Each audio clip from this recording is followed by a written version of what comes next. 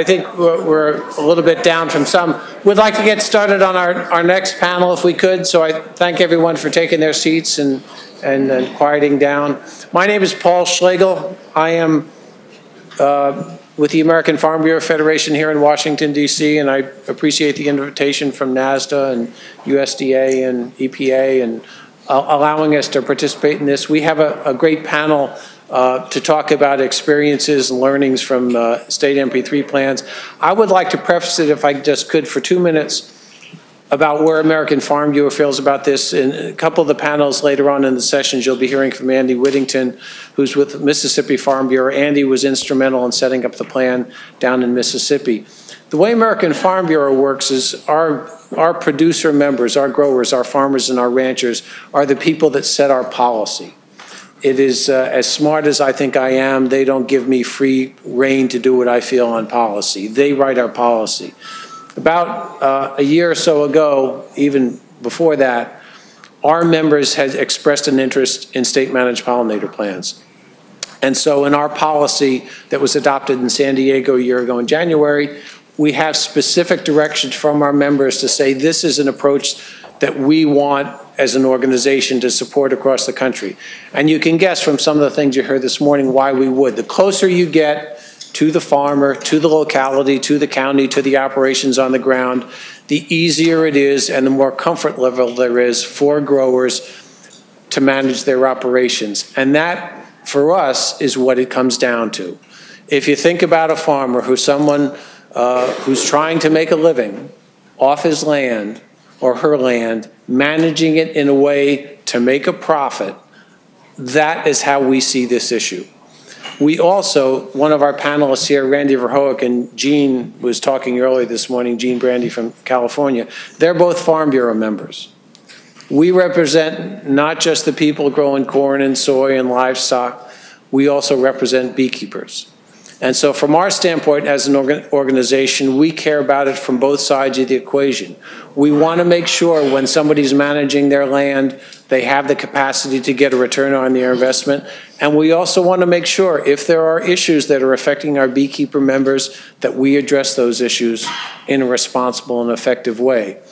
The one thing I might say in our session this morning, I can certainly testify to the fact that Jim Jones, in the meetings we've had with him, as well as what he said here this morning, he tells us the same thing. This is an ag problem.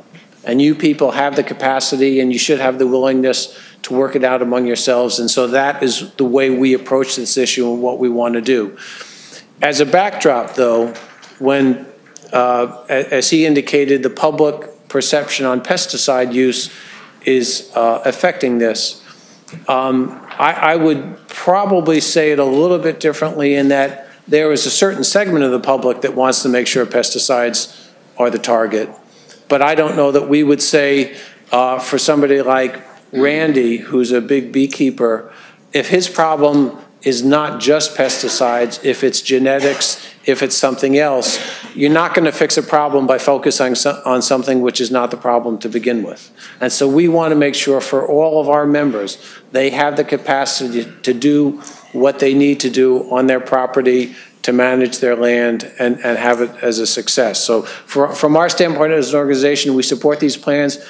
They're locally and they're state-based, which for us is a very positive thing.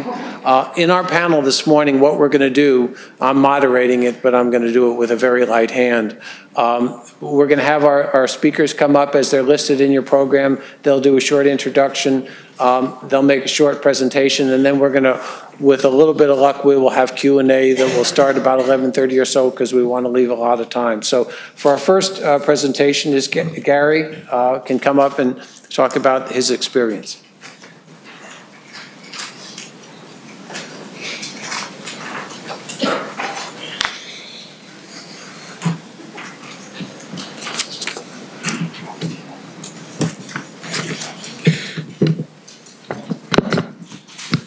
Well, welcome everybody this morning, and thank you for having me and allowing me to speak here this morning. I'm Kerry Jaguar. I work for the Vermont Agency of Agriculture. I manage the pesticide program and have been actively involved with APCO and Sapphire for over a decade now. Currently chairing full Sapphire. And the document that keeps getting referred to, you're going to learn what SFIREG is if you don't already know. It's the State FIFRA Issues Research and Evaluation Group Final Guidance for State Lead Agencies for the Development and Implementation of Managed Pollinator Protection Plans. And it's available. There's a stack of a couple hundred of them out front if you're interested. This is a collective document that a bunch of my colleagues put together. Some of them are in the room. A lot of them are in the room, actually.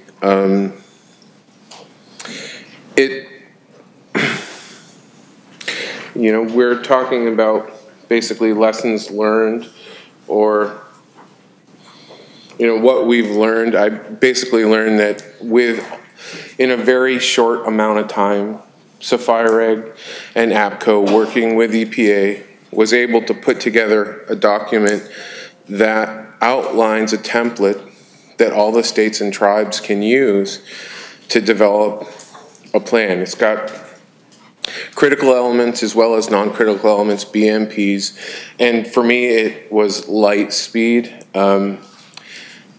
EPA has a FACA group called the Pesticide Program Dialogue Committee. In the time it took SFIREG to put together this document, as well as a measures template to go along with this document, the PPDC basically discussed visiting and actively foraging. The definitions of those two words. So it's light speed putting this document together.